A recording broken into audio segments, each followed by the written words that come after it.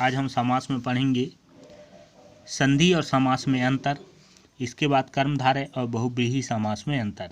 ठीक है, द्विगु बहुव्रीहि एवं द्विगु समास में अंतर। अब समासों में अंतर है। ठीक है, तो संधि और समास में अंतर इसमें है, संधि और समास दोनों ही जोड़ने मिलाने की प्रक्रिया है, अतः दोनों में अंतर हो जाना भी अत्यंत आवश्यक है। ठीक है, पहला है संधि का अर्थ है जोड़ या मेल, जबकि समास का अर्थ है संक्षेपीकरण या संक्षिप्त करने की रचना। संधि को हम जोड़ या मेल कहते हैं और समास का जो अर्थ है वो संक्षेपीकरण, ठीक है, या संक्षिप्त करना है।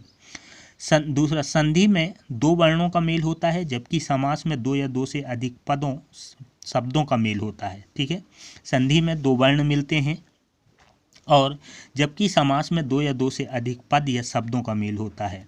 तीसरा है संधि में मिले हुए परिवर्तित वर्णों को अलग अलग करने की प्रक्रिया संधि विच्छेद कहलाती है, जबकि समास या समस्त पद के सभी पदों को अलग अलग करने की प्रक्रिया समास विग्रह है। ठीक है, अब इसमें ये बताया गया है कि संधि में जो मिले हुए हैं उन वर्णों को अलग करने की प्रक्रिया संधि विच्छेद, जबकि समास या समस्त पद के सभी शब्दों या पदों को अलग अलग करने की प्रक्रिया को समास विग्रह कहते हैं। अब इसी तरह आगे है कर्मधारय और बहुव्रीहि समास में अंतर। कर्मधारय समास में प्रथम पद दूसरे पद का विशेषण होता है तथा दूसरा प्रधान होता है। अब इसमें कर्मधारय समास के बारे में बताया गया कि कर्मधारय समास में प्रथम पद दूसरे पद का विशेषण होता है। ठीक है, प्रथम पद जो होगा वो दूसरे पद का विशेषण होगा तथा दूसरा प्रधान होता है, जबकि बहुव्रीहि समास में बहुव्रीहि समास के दोनों पदों में विशेष संबंध नहीं होता।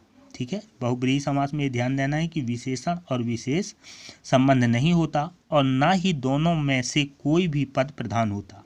ये बहुव्रीहि समास में होता है कि दोनों में से कोई भी पद प्रधान नहीं होता। इनमें दोनों पद मिलकर किसी तीसरे पद की ओर संकेत करते हैं। बहुव्रीहि समास में यह पहचानना भी है, ध्यान रखना है कि जब दोनों पद मिलेंगे तो वो किसी तीसरे पद की ओर संकेत करेगा, जैसे कमल नयन। ठीक है, कमल जैसे नयन।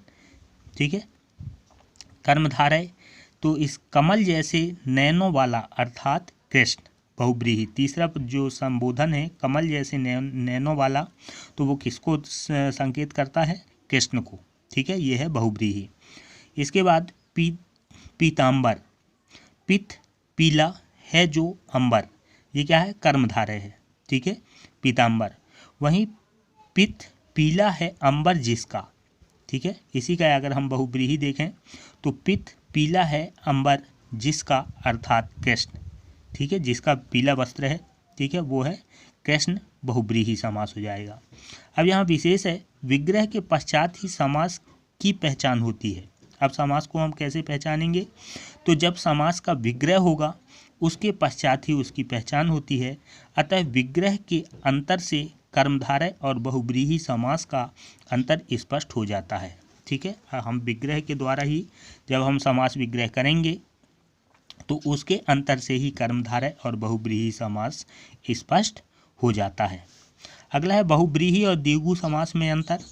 द्विगु समास में दूसरा पद प्रधान होता है तथा प्रथम पद संख्यावाची विशेषण के रूप में दूसरे पद विशेष की विशेषता संख्या में बताता है, जबकि बहुव्रीहि समास में संख्यावाची प्रथम पद और दूसरा पद मिलकर किसी तीसरे पद की ओर संकेत करता है। ठीक है, इसमें अब ये बताया गया है कि जैसे द्विगु समास में दूसरा पद प्रधान होता है। ठीक है, द्विगु समास जब हम देखें तो उसमें दूसरा पद प्रधान होगा तथा प्रथम पद संख्यावाची विशेषण के रूप में दूसरे पद विशेष की व्याख्या, ठीक है, विशेषता संख्या में बताता है।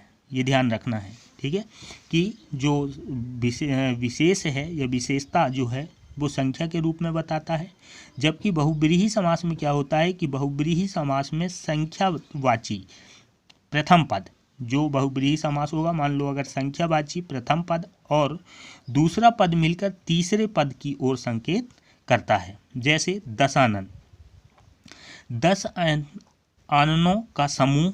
ठीक है, तो ये होगा द्विगु समास, ठीक है, इसमें 10 आनन, ठीक है। वहीं 10 आनन है जिसके, अर्थात रावण, ये क्या हो जाएगा, बहुब्रीहि समास, ठीक है। पहला पद इसमें बहुब्रीहि समास में बताया गया है कि जो समास में संख्यावाची प्रथम पद, ठीक है, दूसरा पद जब संख्यावाची पहला पद और दूसरा पद मिलता है तो वो तीसरे को संकेत करता है, ठीक है। तो वो होगा दशानन जिसके अर्थात रावण, ठीक है, ये होगा बहुब्रीहि समास।